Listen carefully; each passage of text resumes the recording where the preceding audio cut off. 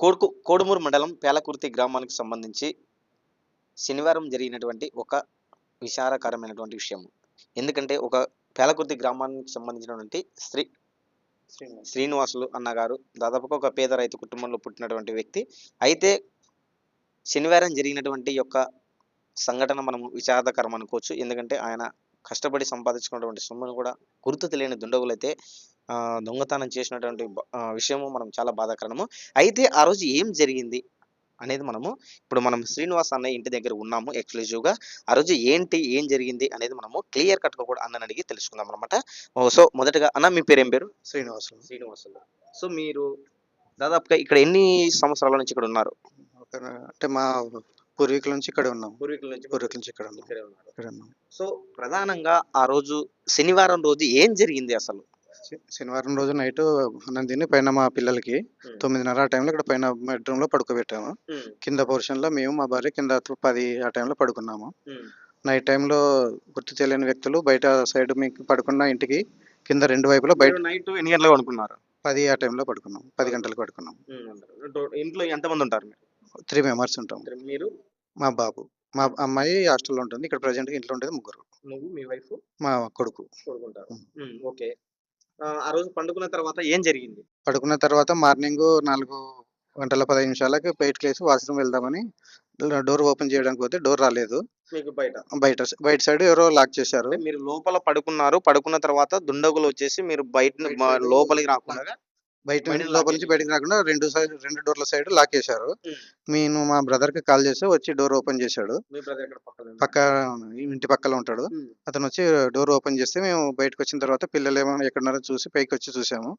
వాళ్ళు పడుకున్న రూమ్ కానీ బయట బాబు ఇక్కడ బాబు వాళ్ళు అయితే ఇక్కడ అనుకున్నారు. ఇక్కడ ఈ రూమ్ లో అనుకున్నారు. ఓకే. దాని గురించి లాక్ చేశారు. ఆ తర్వాత పిల్లలు లోపల సేఫ్ గా ఉన్నారు. చూసి మళ్ళీ పక్క సైడ్ దాని పక్కన పోర్షన్ రూమ్ ఇక్కడ ఉన్న రూమ్ లో చూశాను. మనకి దొంగతనం జరిగినటువంటి రూమ్ ఇది ఇక్కడ. సో మనము దొంగతనం జరిగినటువంటి రూమ్స్ విజువల్స్ దగ్గరికి అయితే మనం ఇప్పుడు వెళ్తున్నాము. శ్రీనివాసులు అన్న తీసుకెళ్తున్నాడు. సో ఆ రోజు ఏం జరిగింది అసలు? నాకు ఓపెన్ చేసి ఈ డోర్ ఎన్ని గంటలకు వచ్చారు? ఇప్పుడు మీరు 4:15 ఇక్కడికి వచ్చి చూసాము. ఈ డోర్ కున్న లాకు తీసేశారు. ఓపెన్ లో ఉంది.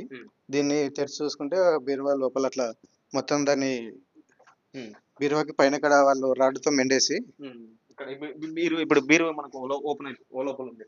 మొత్తం ఓపెన్ లో ఉంది. ఇక్కడ దాని లోపల ఉన్న వస్తువులు మొత్తం బయట పడేసి చెల్లా చెదురు పడేశారు. దానిపైన ఇక్కడ వాళ్ళు రాడ్తో మెండి ఓపెన్ చేసినట్టు లాక్ లేదు కదా, లాక్ వేసి ఉంటాం కాబట్టి ఇక్కడ నుంచి ఓపెన్ చేసి సామాన్లు మొత్తం కింద పడేసి అందులో ఉన్న 4 తులాలు బంగారు, 10 తులాల వెండి అపహరించిపోయారు. ఇప్పుడు వాళ్ళు తీసుకెళ్లిన తర్వాత ఇది మీరు లాక్ మళ్ళీ ఇట్లా మూసేసారా లేకుంటే ఓపెన్ చేసి పడేసారు. మొత్తం ఇట్లా వదిలేసి వెళ్ళారు. అంటే మీరు ఈ లాకర్ లో పెట్టారా లేకుంటే దీంట్లో పెట్టారు? దాని లోపల ఉంది. ఈ లాకర్ లోపల ఉంటే దాన్ని తీసుకొని ఓపెన్ చేసి తీసుకెళ్లిపోయారు. దాన్ని మేమేం టచ్ చేయకుండా మళ్ళీ వెంటనే వెళ్ళి కోడుమూరు స్టేషన్ లో వెళ్ళి కంప్లైంట్ ఇస్తే సార్ వాళ్ళు ఉదయం వచ్చి చూశారు. మళ్ళీ క్లూస్ టీమ్ వాళ్ళకి ఇన్ఫార్మ్ చేస్తే వాళ్ళు వచ్చి ఫింగర్ ప్రింట్స్ తీసుకెళ్లారు. తర్వాత ఎస్ఎస్ఆర్ గారు వచ్చి మొత్తం చెక్ చేసుకొని కేసు ఫాలోఅప్ చేస్తున్నారు. సో ఏంటంటే ఇప్పుడు ఒక దొంగతనం చేశారంటే అది అప్పటికప్పటికే చేసేటువంటి సిచ్యువేషన్ అయితే ఉండదు. బహుశా ఏమన్నా నీకు గత 5 రోజుల నుంచి కూడా ఏమన్నా ఈ సరౌండ్ నీకు అనుమానాస్పదమైనటువంటి వ్యక్తులు ఏమన్నా తిరిగారా? అంటే డే టైంలో ఏమైనా తిరిగింటారేమో, అంతగా గుర్తుపట్టలేదు. ఎందుకంటే మేము పగులు టైంలో ఉండము. మా భార్య పొలానికి వెళ్తుంది, పనికి వెళ్తుంది. నేను కొద్దిగా ఒక 2 రోజులు ఫంక్షన్ మీద డే టైంలో 2 డేస్ ఊర్లో లేను. ఇక్కడ ఊర్లో లేను. నైట్ టైంలో ఉన్నారు వాళ్ళు. శుక్రవారం పగులంతా లేము, శనివారం పగులు లేము. ఆ రోజు శనివారం తెల్లవారుజామున శనివారం సాయంత్రం 5 కల్లా ఇంటికి వచ్చేసాము. మొత్తం వచ్చాము. వాళ్ళు శనివారం నైట్ జరిగింది. అది ఆ 2 రోజుల్లో ఏమైనా ఇక్కడ తిరిగినటువంటి విజువల్స్ మనకి తెలియదు. అది చుట్టుపక్కల ఎవరు తిరిగినారో మనం అంతగా అబ్జర్వ్ చేసుకోలేదు. సో ఏమన్నా మీకు ఎవరి మీద అనుమానం ఉందా? చుట్టుపక్కల మనం అంత అబ్జర్వ్ ఏం చేయలేదు. సో ఇలాంటి అయితే మనం అబ్జర్వ్ అయితే చేయడానికి రాదు. చేయడానికి రాదు. సో సిఐ గారు వచ్చేసి మనకు ఏమని చెప్పారు మరి మీకు? సార్ ఎస్ఐ సార్ వచ్చి ఇక్కడ చూసుకొని నిన్న వచ్చి చూసి వెళ్ళారు. మళ్ళీ ఈరోజు మార్నింగ్ వచ్చి చూసి చుట్టుపక్కల ఉంటంగా చూసుకొని వెళ్ళారు. మళ్ళీ మళ్ళీ రమ్మన్నారు. మళ్ళీ నిన్న సాయంత్రం మళ్ళీ కంప్లెయింట్ ఇచ్చాము. సార్ మళ్ళీ ఈరోజు వచ్చి చూసి మళ్ళీ సరేలే వస్తామని చెప్పి వెళ్ళారు. సార్ గారు. సార్ కూడా ఒక 2 డేస్ నుంచి ఇదే దీనిపైనే బాగా చేస్తూనే ఉన్నారు.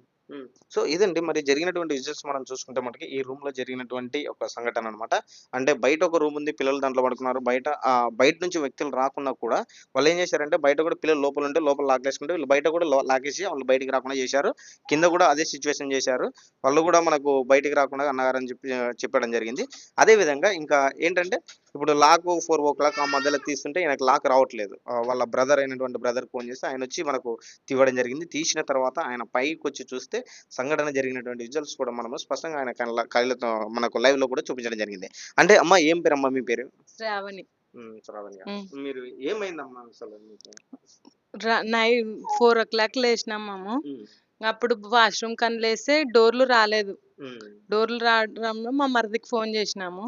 వచ్చి తీసినాడు. మా మరిది ఇంకా మేము వచ్చి చూసుకున్నాం పిల్లలు ఏమన్నా పెట్టినారా ఏమి అని. పెడితే ఇంక ఈడ ఇట్లా పైన దొంగతనం జరిగింది. సో ఇప్పుడు ఏంటంటే మీరు ఇక్కడ ఇంటి దగ్గరనే ఉంటారా డైలీ? లేదు, పొలానికి వెళ్తాను పొలానికి వెళ్తారా? డైలీ. పిల్లలు పిల్లలు ఒకరు స్కూల్లో పోతాడు, ఒకరు హాస్టల్లో ఉంది పాప. ఇద్దరే? ఇద్దరే. దాదాపు ఎంత ఎంత పోయింది మీకు ఇప్పుడు? 4 తులాలు బంగారు, 10 తులాలు ఎండి పోయింది. సో మరి ఇప్పుడు మనం విజువల్స్ గమనించాం కదా, ఒక విచారకరమైనటువంటి ఘటన అనుకోవచ్చు. ఎందుకంటే దాదాపుగా కష్టపడి సంపాదించినటువంటి సొమ్ము పోతే ఏ విధంగా ఉంటుందో మనం చూసాం అనమాట. ఇలా విజువల్స్ కూడా చూడొచ్చు అనమాట. మనకు ఎంత బాధపడుతున్నారో అనేది కూడా మనము స్పష్టంగా కూడా అర్థం చేసుకోవచ్చు. మరి ఏంటి అనేది మనకు మరికొన్ని రోజులలో అయితే వివరాలు అయితే స్పష్టంగా రాబోతున్నాయి. డిపార్ట్మెంట్కి సంబంధించిన సిఐ మరియు ఎస్ఐ గారు కూడా వచ్చి ఇక్కడ వచ్చి మనకు ఫాలోఅప్ కూడా చేయడం జరుగుతుందన్నారు. శ్రీనివాసులు అన్న గారు కూడా మనకు చెప్పడం జరిగింది. ఈ కేసు అయితే ఎఫ్ఐఆర్ చేశారు. త్వరలోనే కూడా దొంగలు కూడా పట్టుకునే అవకాశం ఉంది అనేది అయితే మనకు స్పష్టంగా అయితే తెలుస్తుందన్నమాట. సో మీరు కూడా ఇప్పుడు ఎందుకంటే ఎల్‌నినో ప్రభావం ఉంది కాబట్టి రాష్ట్రంలో ఎక్కువ శాతం అనమాట దొంగలు పడే అవకాశం ఎక్కువగా ఉంటుంది. ఎందుకంటే ఇప్పుడు ఈ 2026 నుంచి 2027 మటుకు రాష్ట్రంలో వర్షాలు కూడా తక్కువ పడేటటువంటి సిచ్యువేషన్ కనబడుతుందన్నమాట. సో ఎందుకంటే కూడా అంటే దొంగలు కూడా ఎక్కువగా ఇలాంటి ఆలోచనలు ఎక్కువగా ఉంటాయన్నమాట. మీరు కూడా మీ ఇళ్ళను కూడా అందరూ కూడా జాగ్రత్తగా చూసుకోండి. అదే విధంగా ఈ యొక్క జరిగినటువంటి సంఘటన ఒక బాధాకరం అనుకోవచ్చు. మరి త్వరలోనే ఆ దొంగలను కూడా పట్టుకొని వీళ్ళకు త్వరలోనే రికవరింగ్ చేసి దాదాపుగా 7-8 లక్షల రూపాయలు కూడా నష్టం జరిగింది అనేది వాళ్ళు మనకు స్పష్టంగా కూడా తెలియజేశారు శ్రీనివాసరావు గారు. అదేవిధంగా ఆయన వైఫ్ గారు కూడా. మరి త్వరలోనే కూడా వాళ్ళు ఆ దొంగలను పట్టుకొని కూడా ఎస్ఐ గారు వాళ్ళకు తగినటువంటి న్యాయం చేయవలసిందిగా కోరడం జరుగుతుంది. అదేవిధంగా మనము పేలకుర్తి గ్రామంలో ఈరోజు VW న్యూస్ ఛానల్ తరఫున స్పెషల్ ఫోకస్ చేయడం జరిగింది ఈ యొక్క న్యూస్ని. థ్యాంక్ యూ అండి.